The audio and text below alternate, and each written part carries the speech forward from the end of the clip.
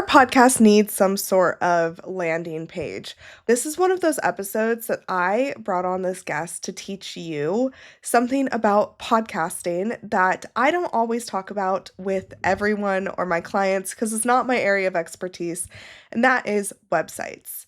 Now, I do have all of my clients create some sort of landing page on their website, but for a lot of businesses or brands who don't have websites already, they resort to Linktree or something similar to that. But if you've ever landed on a Linktree, you know it's not the most exciting place to be. This is a great alternative. It's called Julip, and I'm talking with Jamie, the owner of Julip and the creator, about this awesome tool for podcasters. So, no, this is not sponsored. We met in Entreprenista, and I really like what she's creating. There's a couple cool things about her platform that are different than, a website or Linktree, and that is there's room for sponsorships, which is super cool for podcasters. She gets into more details on that. And also, you can categorize your podcast. So when you have hundreds of episodes or, even more than 20, you can put your podcast episodes in categories so then your listeners can go and pick and choose what they want to listen to. I have recommended Julip to quite a few of my clients and just people I meet networking or other podcasters, and it's had a really good result for them. So I'm excited for you to hear an alternative to the typical website with this tool, Julip. Welcome to the Podcast Cafe, where we're serving up everything you need to know about podcasting, from tips, stories, and strategies for podcasters from podcasters. I'm your host, Hayleigh Hayhurst, the founder of Espresso Podcast Production, a full-service podcast agency helping business owners, creatives, and thought leaders launch and grow their shows. Whether you're just starting out or want to take your podcast to the next level, this is the place for you. Each week, we'll dive into practical tips, actionable strategies, and of course, stories from other podcasters so that you can build up a podcast that you love and that works for your business. So grab your coffee, get comfortable, and let's get started. Welcome to the Podcast Cafe. Hey, Jamie. Welcome to the Podcast Cafe. Thank you so much. I'm so excited to be here. Yes. So since we are in the Podcast Cafe, I have a very important question for you. Okay. What is your go-to coffee order? Ooh. So typically I would say iced latte, but lately I've been having a sweet tooth and adding a little vanilla into it. What's yours? Ooh.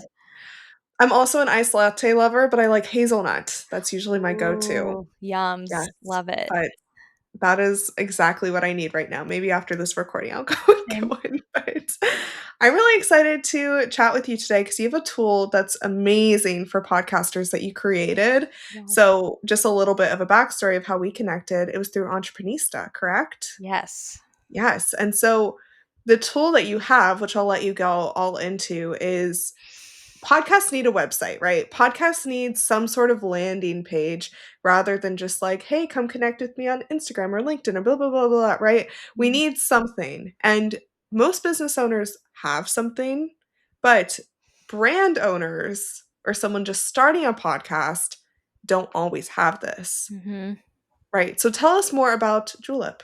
Yeah, absolutely. Thank you so much. So one, I completely agree. Most podcasters are probably either using a link tree, which is just a wall of links, or they're literally, I've seen just Spotify as their like business link almost.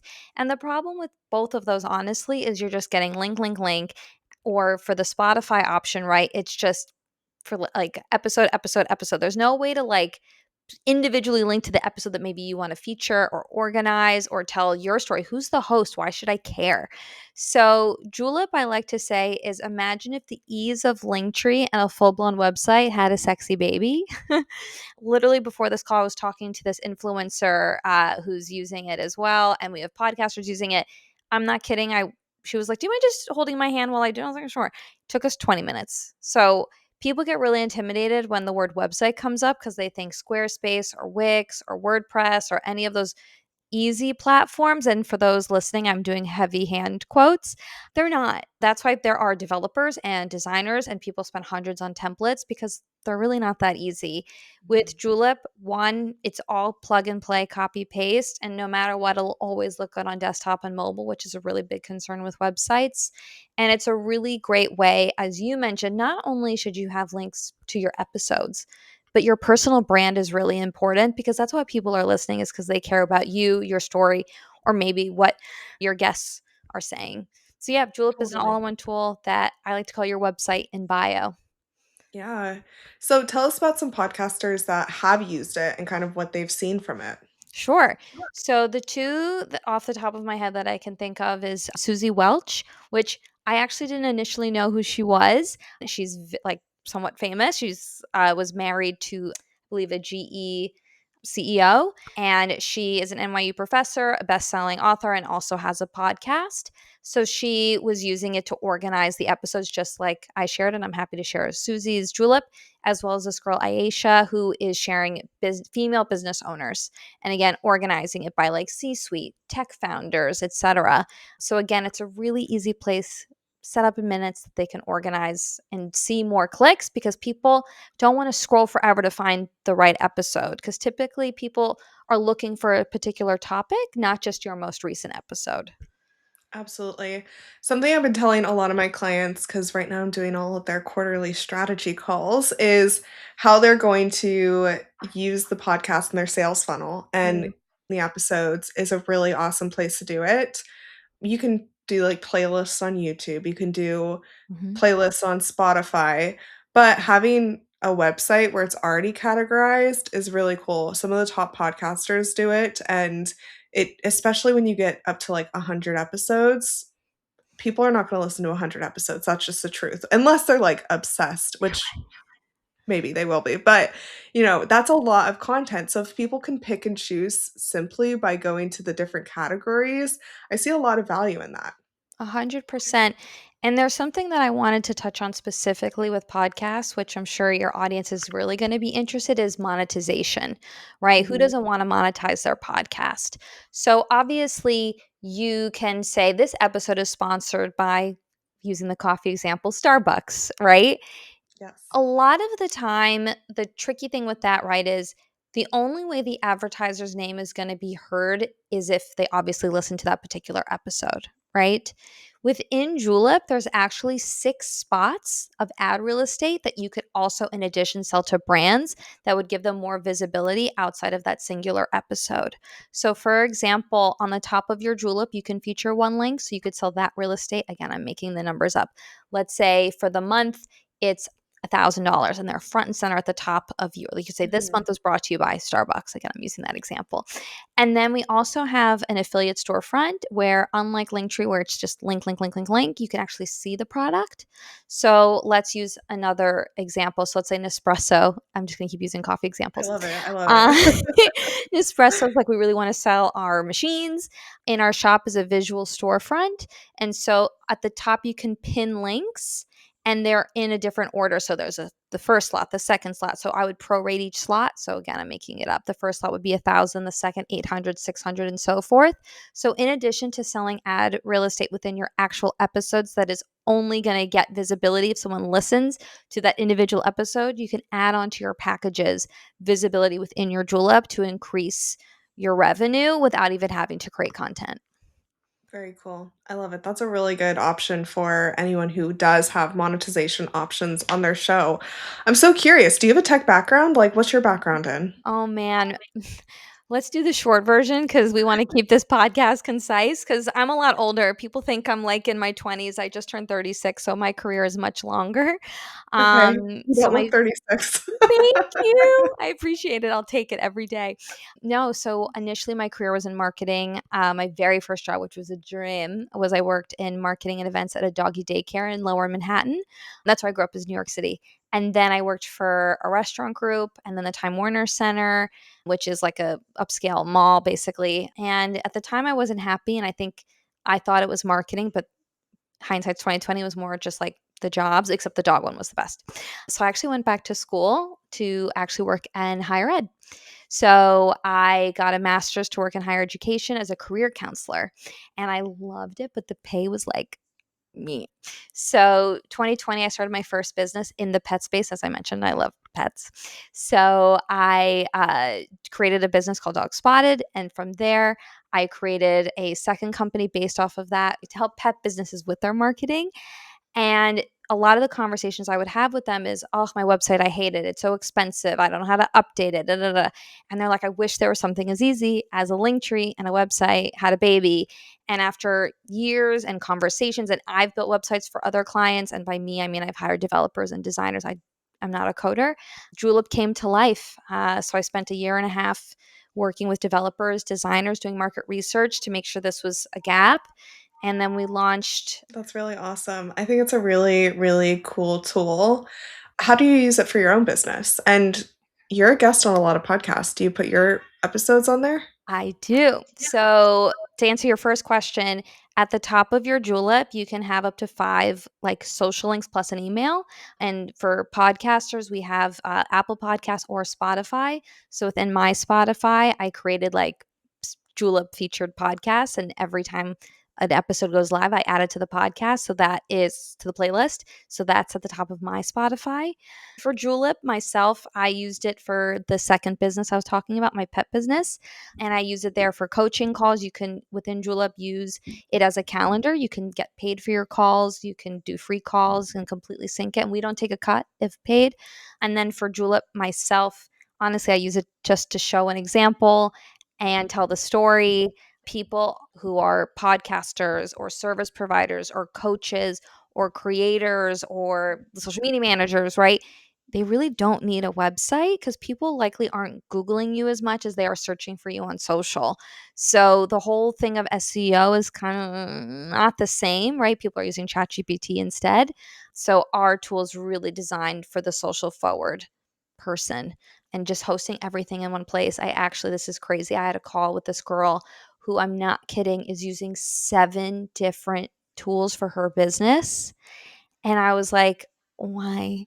And so I showed her Julep and she was like, so you're telling me I can get rid of 7 subscriptions? And I was like, yes. What was she like? What kind of different tools does Julep replace?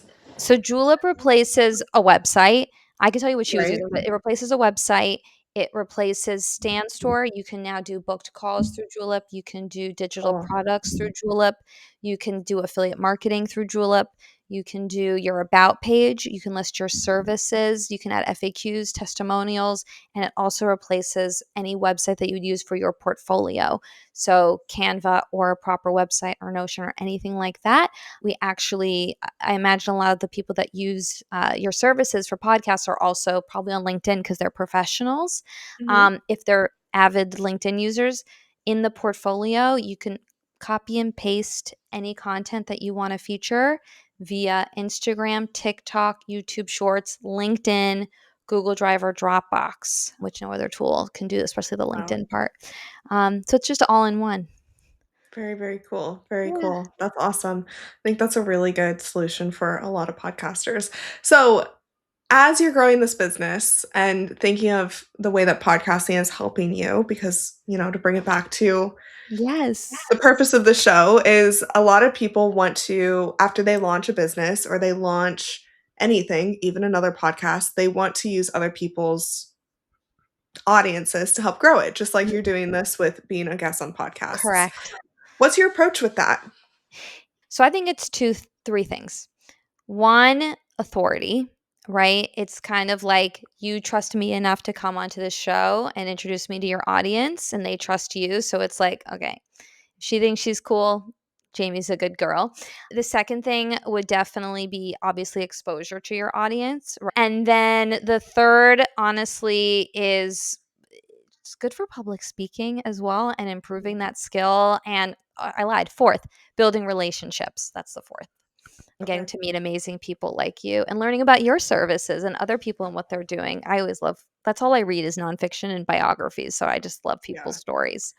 I'm the same way. I love that. I think that's a really good approach. And I mean, you reached out to me. Is that the approach that you're taking to be on podcasts? Just personal outreach? Yeah, it's usually 2 things. One, personal outreach or people have reached out to me to be on their Yeah. podcast, and I'm like, "Me?"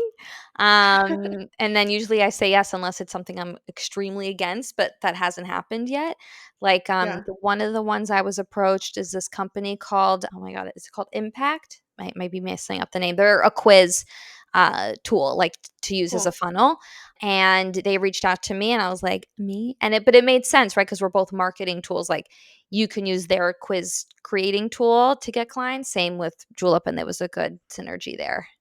I love it. Do you love being a guest? I love being a guest on other people's Yes. shows. It's so fun, and I don't know how to edit podcast episodes, so the fact that I don't have to do that, I'm not gonna lie, is nice. Totally. Whenever someone is thinking about starting a podcast and isn't 100% sure, I always tell them to go guest on episodes first. Smart. But I've gotten clients from my own podcast, of course, but I've also gotten clients being a guest on other people's podcasts. Mm. So, and I was talking to someone about this today. Actually, she was a guest on the show. Her episode will come out, I think, before this one, but Mm. she has been a guest on like 200 podcasts, like 200 in the Is past, there I a don't know, Guinness 3 Book years or record for that? something. Because she might win. Literally. And I had a call with her after, and I was like, "How are you leveraging these? Yeah. Like, are they just all different places, or do you Yeah. have, like, a playlist?" So I think a tool, like or a place for her to save it all, like Julep, Yes. would be really awesome because, like, if you're gonna spend that much time doing something, you need to get the most out of it, right? 100%. And to your point, organize it. Like, I don't know obviously what she does, but let's pretend it was marketing. Maybe one's about social media marketing, maybe one's about TV marketing, maybe one's about experiential marketing, right? And then you could Mhm. organize it so those people that care about that particular uh, flavor of marketing, they could go right to that Yeah, tab.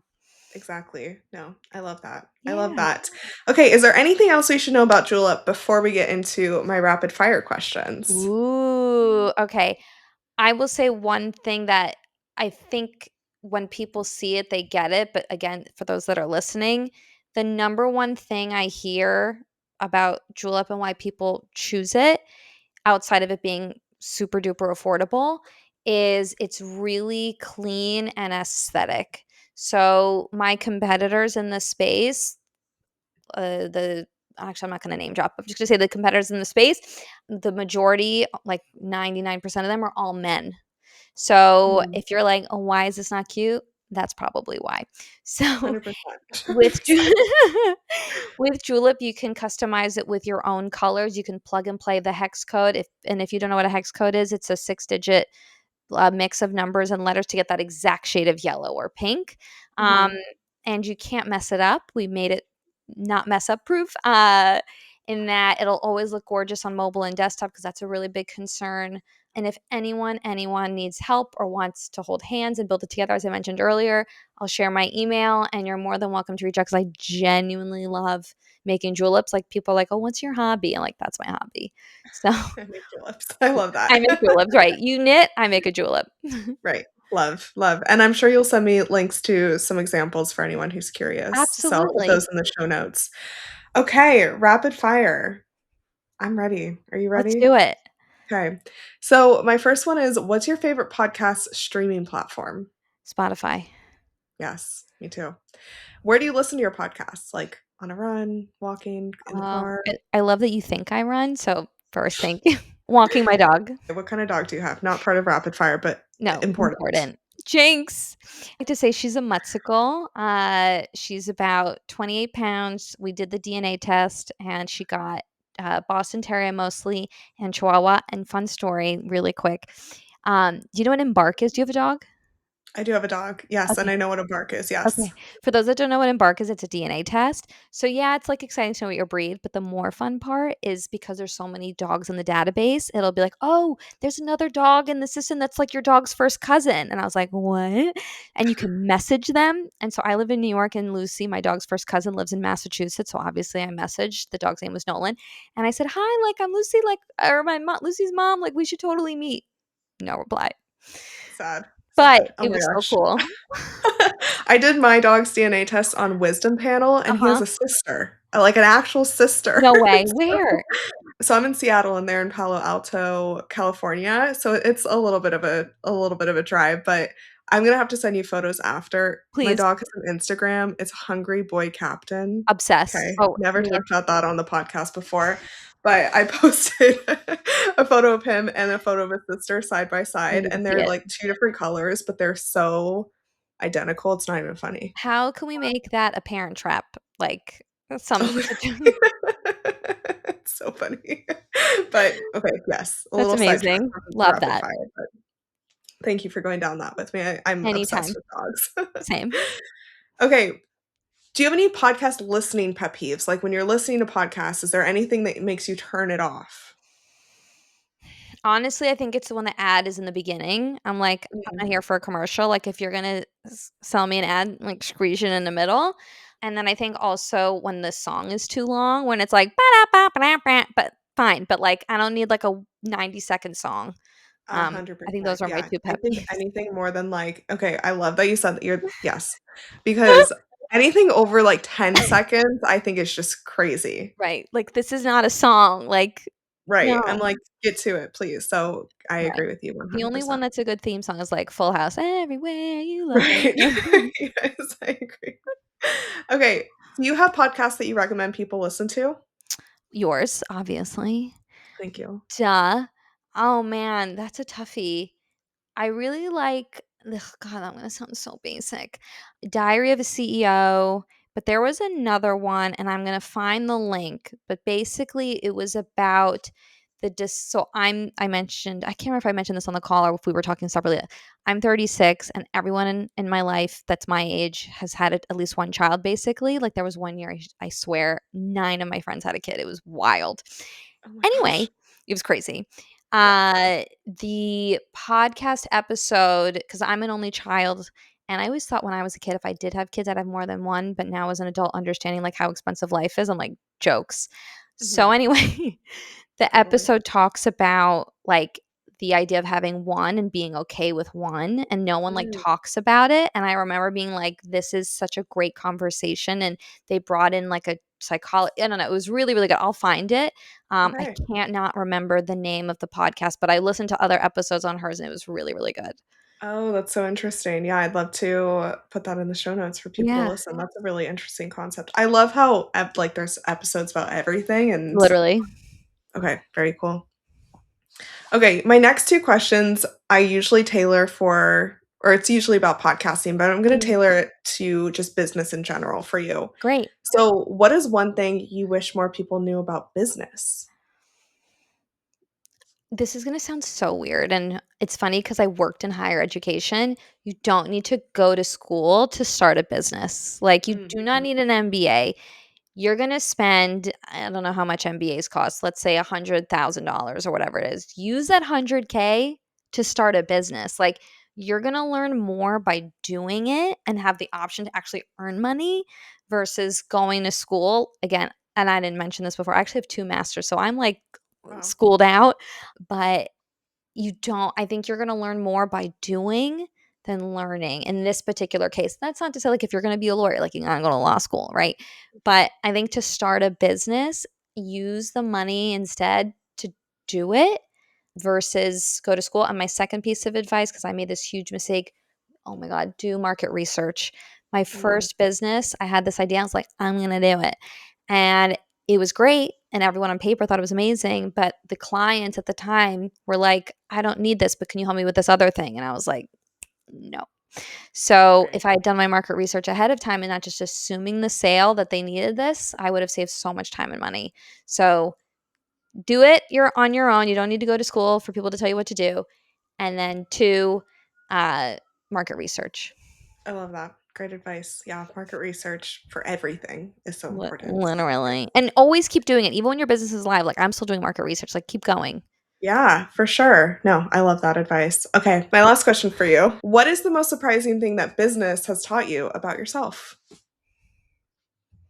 That I can do it. So when I was little, I this was the 90s. No, yeah, I was born in 89. But in the 90s, like they would throw around certain words that should not have been said about like learning disabilities and using just not good words. I'm just going to Yeah. put it at that. And school for me, like math, oh my God, math, I could not even. But like school, I like the social part of school. Was I miss academic, even though again, haha, I have 2 masters. But I I always kind of had the self-doubt about myself, and my parents are both really smart and, like, successful in their own light, and I always thought I'll never be as successful as them just because in school I mean, I got decent grades, it was just I really struggled a lot. So I think just when I made money from my first business, my second, and now this third business, and seeing people purchasing Julip without me even talking to them is the coolest feeling because it's Mhm. like, hey, they loved it so much that they actually put their hard earned cash. Even though, again, my product is very affordable. Like if you pick the annual plan, it works out to $10 a month. If you do monthly, it's 15. So it's very affordable, but still, that's $10 a month. They could have gotten a Starbucks and a croissant. So I'd say if you have imposter syndrome, which I think a lot of us do, my advice always to that is if you have imposter syndrome, that means you care. You care with the results of what you're getting for your client. If you didn't care, you wouldn't have imposter syndrome. So believe in yourself. And my other thing I always say to people is the only way you'll fail is if you stop. So Mhm. just keep going. And there's going to be shitty days and there's going to be amazing days, but you just got to keep going. I love it. I love it. Well, thank you so much for joining me in the podcast cafe. All of the links will be in the show notes to your platform and also some examples. And yeah, I just really appreciate you taking the time. Thank you. Thank you. This was so much fun. Thank you so much for joining me in the Podcast Cafe. I hope you're leaving with fresh ideas and inspiration to take your podcast to the next level. Remember, podcasting is a journey and you don't have to do it alone. I'm here to help you every step of the way. Let's connect. Be sure you follow me on Instagram at Espresso Podcast Production or visit espressopodcastproduction.com for more tips, resources, and behind the scenes insights. I'd love to hear about your podcasting journey. If you've enjoyed today's episode, make sure you hit subscribe so you never miss an episode. And if you're feeling extra generous, I'd love it if you could leave me a review on Apple Podcasts or Spotify. It helps more podcasters just like you find the show. Until next time, grab your coffee, keep creating, and I'll see you back here in the Podcast Cafe.